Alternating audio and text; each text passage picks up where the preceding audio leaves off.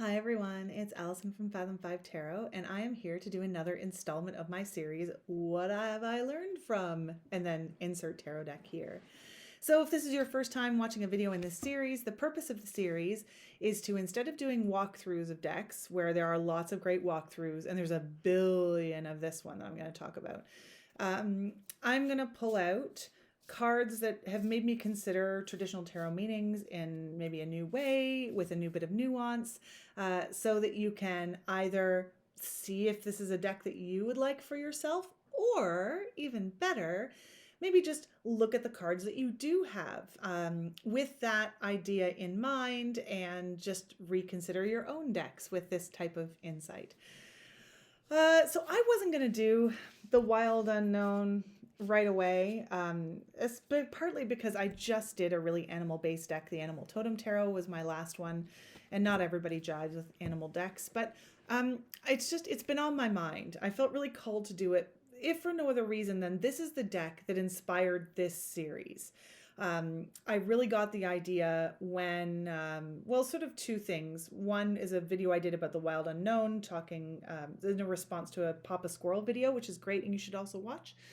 And then also a video I did with the Bonestone and Earthflesh Tarot, where I just sort of picked out specific ones. And while I thought I would put it off for a little while, I feel really called to do it. And sometimes you just gotta take a few minutes to dance with the one that brought you. Right? So what I do in this series, if you haven't seen it before, is I pick out cards from the major arcana, cards from the minor arcana that just sort of spoke to me, or I felt that the deck had something really interesting to offer with this specific deck. If you don't like it, if it doesn't jive with your understanding of the deck, that's totally fine. I'd love to hear about it. These are just my thoughts. And as always, I'm going with this sort of French philosopher, Paul Valéry, who said of poetry, he was a poet. I write half the poem. The reader writes the other half, right? So a lot of this is stuff that I bring to it from my personal experience, and you're going to bring different things from your personal experience. So this is the first edition. So indie edition, I don't think you can get it anywhere anymore unless you get it secondhand. And beware, because there's a lot of ones from China for $10 that aren't this. So it just came with this little paper insert, and just little keywords that I never use. And, but it did come, well, it didn't come with a book. I had to buy a book back then. It wasn't a pack. Like if you buy it now from Amazon or Indigo or whatever, it's a pack. Well, I don't like it. The guidebook just never really did anything for me. I still have it, but I never look at it. So it might be a good place to start if you're working with this deck. I talked about this in the last video, so I won't go in this in detail, and I'll link the response I made to Papa Squirrel. But it took me a while to get into this one because I got it so early in my tarot time that I didn't really understand pips, and I felt a bit frustrated by the pippiness of it all. Not that it's now, I don't think it's pippy at all, but at the time I really needed illustrated minors in order to help me understand meanings. I just wasn't ready for this deck. Someone commented on my last video that they were able to read it right away as a new tarot reader right out of the box, and I think that's awesome. That's so rockin'. I was not that person with this deck at first, so but it's great. So yeah, I'm just going to talk about things that I like in this deck. Here we go. So I'm going to start with the Fool, because that's where we start. I actually really love this Fool card, not only because it's as cute as anything. Oh my God. But I love the implication here, which I think is a bit different than the Smith Waite. In the Smith Waite, you have the character walking off of the cliff, and there's a little dog sort of nipping at his heels, being like, hey, buddy, look where you're going. But this has it's different. Certainly we have this sort of young character. There's going to be a naivete there, but this is a necessary step, right? If this bird wants to survive, it has to step off the branch. It has to make that journey where it's going to move its way through the major arcana. And I really like that implication that we're all going to be in that position of the Fool at different times of our life and stepping off into something new, and it is natural and not something to be avoided.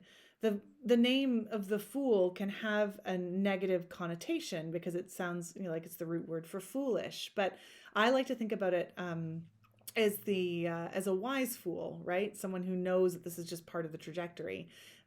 In King Lear has a wise fool in it. Oh God, I could nerd out about that all day, but I won't.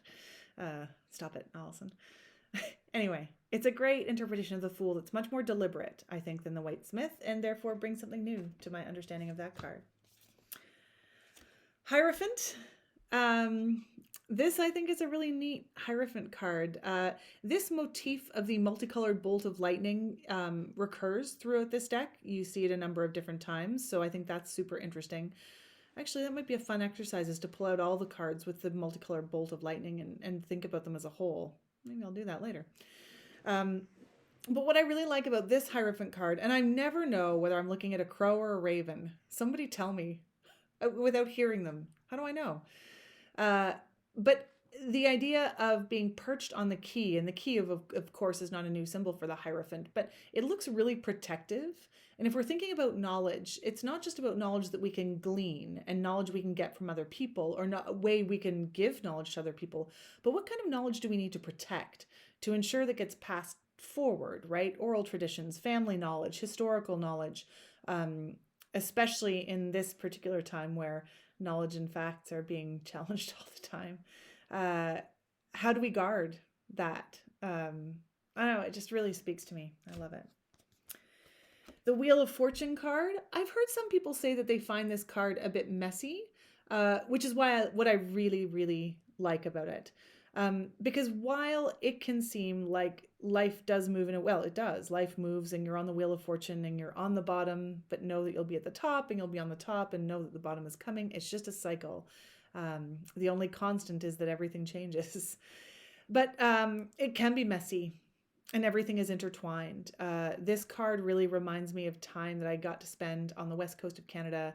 And I got to visit the Coast Salish Nation of the Hawaiiat, and just really had a chance to learn a bit from them. And one of the things I learned is they have this saying that everything is one, right? That everything is interconnected in nature, and something that impacts one thing in nature will by necessity impact something else. No action doesn't have an impact. There's got to be a better way to say that. I'm sorry. And all of this reminds me of that. We've got the duality of the sun and of the moon and of all these things tied together, but it's not a smooth ride. All the things are sticking up. All of the things are intertwined. It's complicated. Life's complicated. Oh, strength. There'll never be a video where I don't talk about a strength card, probably. I love it so much. This is a fairly simple representation, but I do really like the idea, because there are no humans in this deck, of the lion and the rose as the idea of strength, and that he's holding the rose in his mouth, something you could easily snap in half, but the rose also has thorns. There's a real balance. And of course, this can be reminiscent of the garland around the neck and the Waite Smith, and the garland around the woman's waist. But I find this a very balanced strength card, which is what I always look for. It's something that I like. I don't like the idea of overpowering strength. I like the idea of balanced strength, and I've talked about that 1,000 times. But there's also like the balance of the sun and then the darkness. It's just a really balanced card, and I do love it. I love this Hanged Man too. Now this one seems really quite literal and straightforward as a hanged man, right? Bats hang. That's how they sleep. But one thing I happen to know about bats that I like to bring into my reading of this card is that many types of bats, probably not all, but many of them cannot fly from the ground. They have to hang, and from a hanging position, that's when they can start to fly. And if you've ever had the opportunity to go to Austin, Texas, or if you ever have the opportunity again, when all of this nonsense is over, I really recommend in the summertime to go to Confederation Bridge and watch those bats that live under the bridge all day fly out at night. It's magical and incredible. It's so cool. And this is this type of bat. I don't know what type they are, if they're just brown bats maybe in Austin, but they hang and then they take off when they let go. If they fall into the water, which sometimes they do, sometimes the young ones do. Sorry, my dog's barking. Someone must exist outside. Then because they're young and they're... Sorry. Max, Bean. I'm not starting again. I'm not doing it. Okay.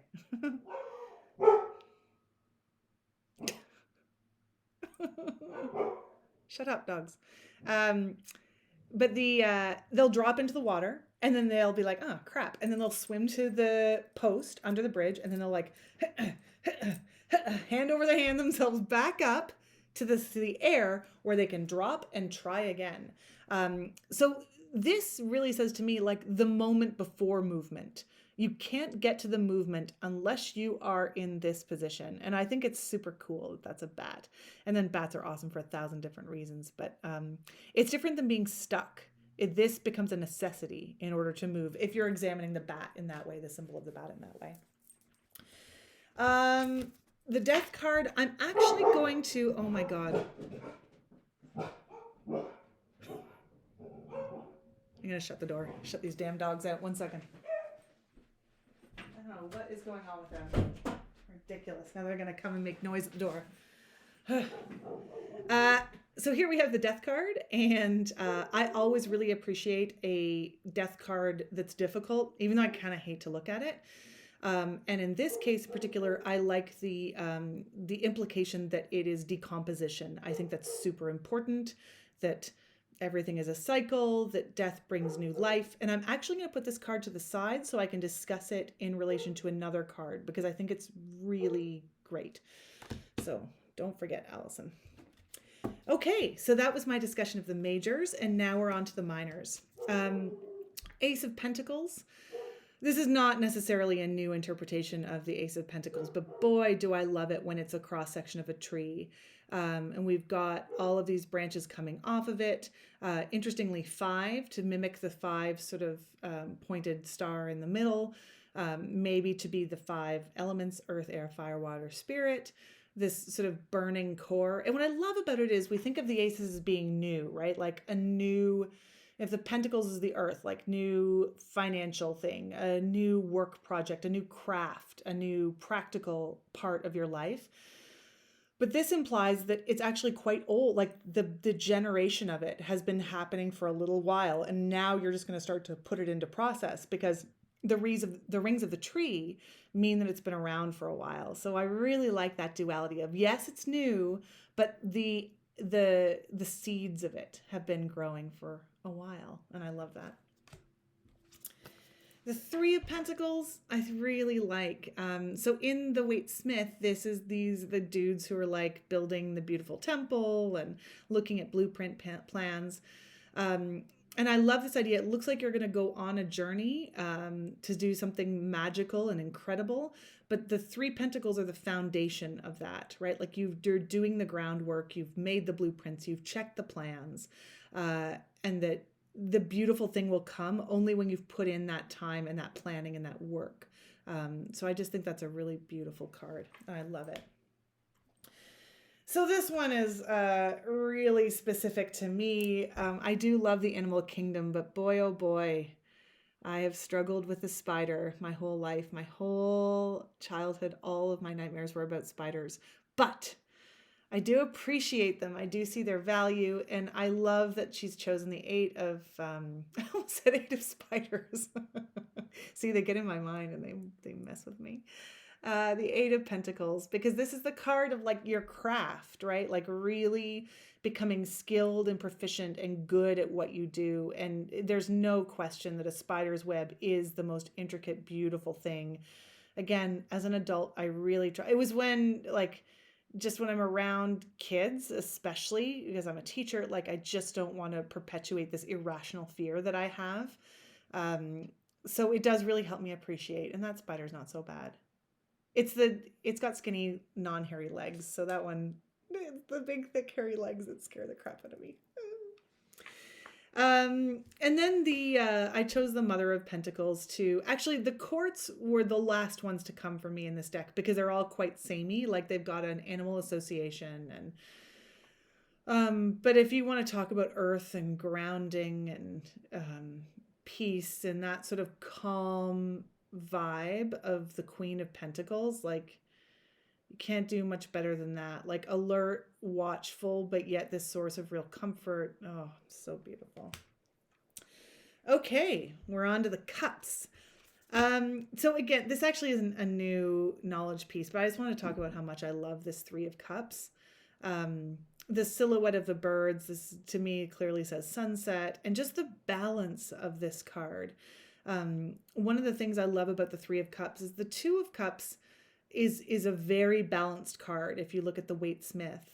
And the three can be sort of sometimes a problematic number in friendships, certainly in relationships, right? If there's a third person in there. But I just think it's such a positive message. And not that maybe this was ever thought of by Pamela Coleman Smith, but the idea, I think women are often pitted against each other publicly, like, and just this idea of three women sort of on this real equal footing in that deck, and the birds in this deck. I just think it's really such a beautiful card and such a beautiful sentiment, and sort of ahead of its time for the Waite Smith deck, in my interpretation anyway. The Six of Cups, I also love so much. Again, trees, what can I say? But I really love, this is the card that often evokes that childhood nostalgia, looking back to past emotions, and to represent that with rainbow colored tree roots, I think is absolutely perfect, right? That you are grown on this base of positive experiences, and what can you take from that and then move it forward into the everyday. Nostalgia is a dangerous place to live. I've talked about that before, and I actually am really struggling with that now that we're in this time where everything is so different. So this is a really good reminder that, yeah, the roots are down there, but 4 of those 6 cups are above ground. So you can go and you visit your nostalgia in this beautiful sort of place, but know that this is where you actually live. And how are you going to take the positive of this and manifest it up here in the present? I think it's super important and a really great representation of that Six of Cups energy. It's going to be controversial, this one, because now I think this actually may be a redrawing in the new deck. Could be wrong about that. Again, I'd have to look it up online because I don't have the new deck. But the idea of the broken cups, I know people don't like it. The moving away from the cups, I really like it. I like it a lot. But I don't interpret the cups, this breaking of cups, as necessarily being bad. So again, this is me just like riffing on my own ideas. But in the Eight of Cups, it's traditionally a figure moving away from stacked cups. It looks like they're being stacked like in a pyramid style. So there's been some work there, but it is time to move on. It is time to go. And that does seem very different than this particular interpretation where the cups have fallen and broken. But what I think this is a great reminder of is the fact that you can't go back. You can't recapture the past exactly. And it's such, I mean, if we talk about it again in relation to the Six of Cups, it's this card, if you're not careful, can lead you to this desire to just relive the past. And maybe it's because I've taught The Great Gatsby too many times where this is a central theme. But even if you go back and revisit, it's going to be different, not necessarily worse. But if you have a breakup and you get back together, it's not going to be the same as it was before. Hopefully it'll be better. Often it will be, right? But you cannot have the expectation that you move away from something and then go back to it and it stays exactly the same. I had a colleague move on to a different amazing job opportunity. And I was just sort of teasing him, but I was like, oh, you can always come back. And he said, no, I won't. I've learned that lesson. Like, if I come back, I'll be disappointed because I'll want it to be exactly as I left it. And that's just not how things work in life. So for that reason, I really like the broken cups. A lot of people don't. And that's fine. I write this half. 10 of Cups. What can I say about the 10 of Cups in this version, except that I love that the cups are all filling each other in perpetuity. And that all of the cups are, all of the 5 cups at the top are filling all of the 5 cups at the bottom, and vice versa.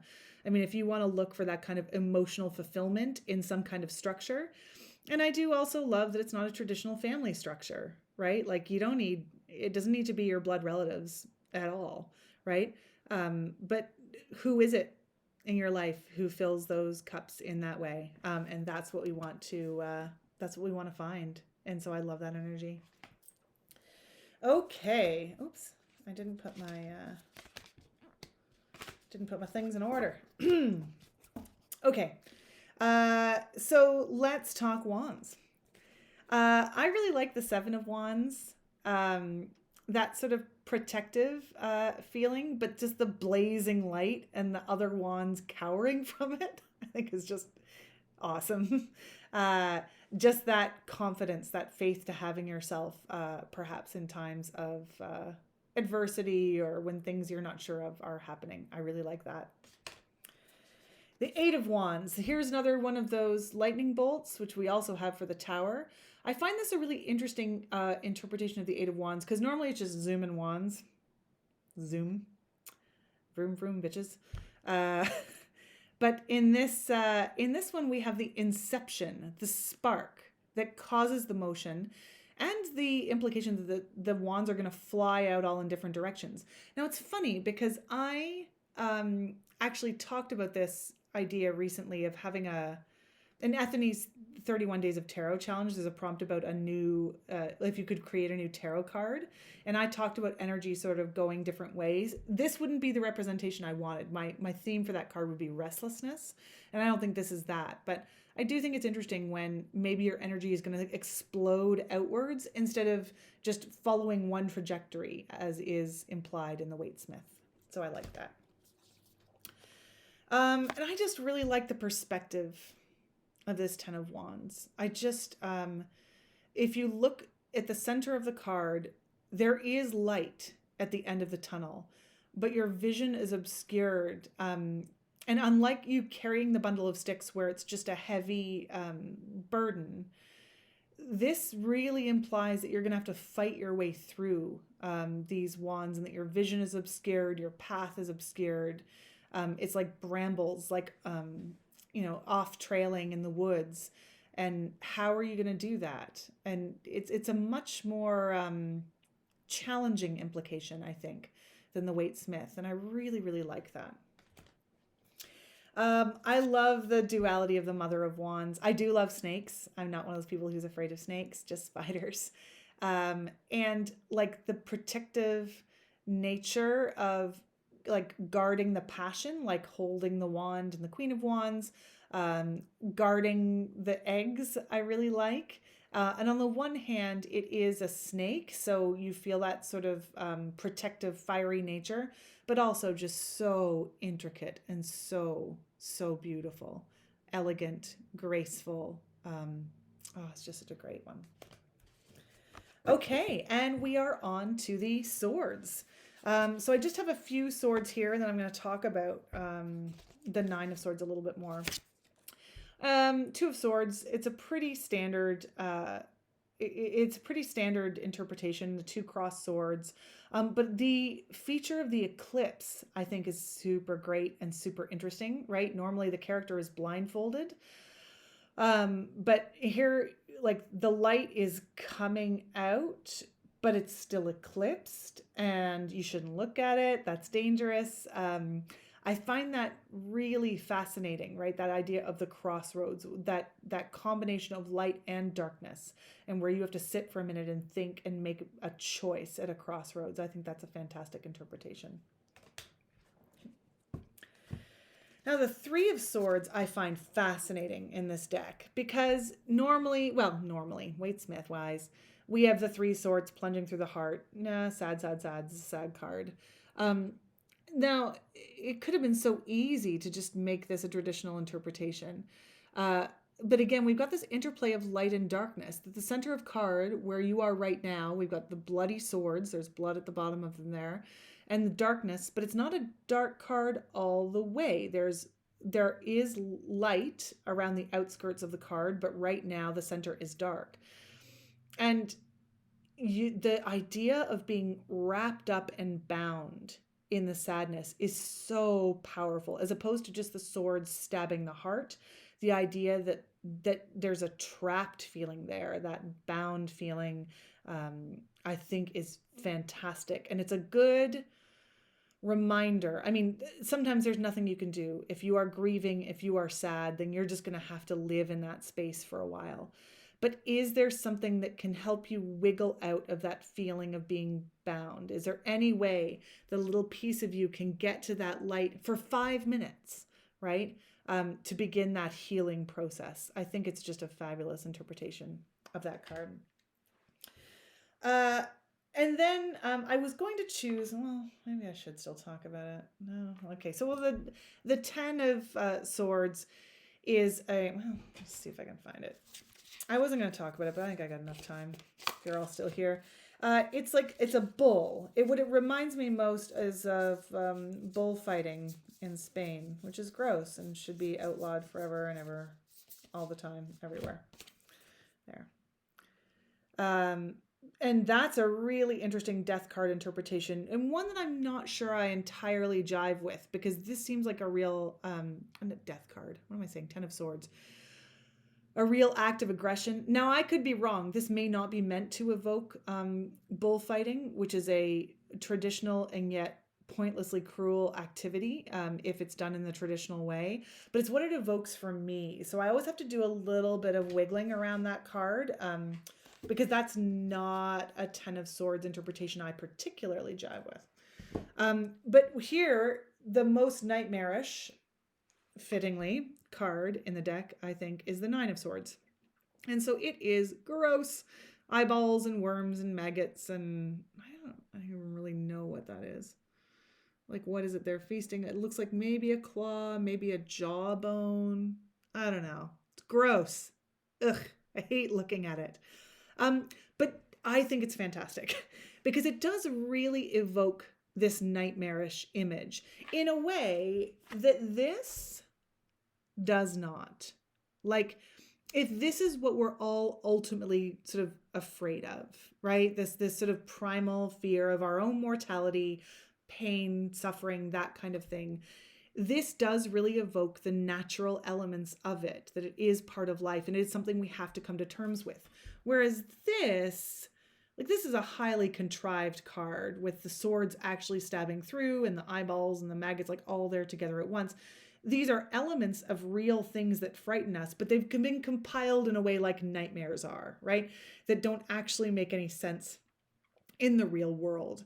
And then so for that reason, I think it's a really good card. Like, let's examine your fears, and for sure there's going to be legitimate stuff in there that belongs there, that is justified, but there's probably some other stuff that isn't, right? That real nightmarish card that maybe won't be as bad as you think, or is just a fear being cropped up from somewhere else in your life that just doesn't apply here, but you're carrying the scar of that. And so as a result, even though it's the grossest thing, blech, it's a really good card. So those are my thoughts on the Wild Unknown Tarot. I hope you enjoyed. It is a great deck, I think. It's not without some pitfalls. And again, I'll link both my response to Papa Squirrel, and I'll link his video in the description below so you can watch it, because I think he makes some great points. It's very, very popular. You can find it anywhere. And yeah, I love it. I love it. Took me a while to get there, but now I'm firmly in the Wild Unknown camp. Hope you enjoyed, and we'll see you again soon. Bye.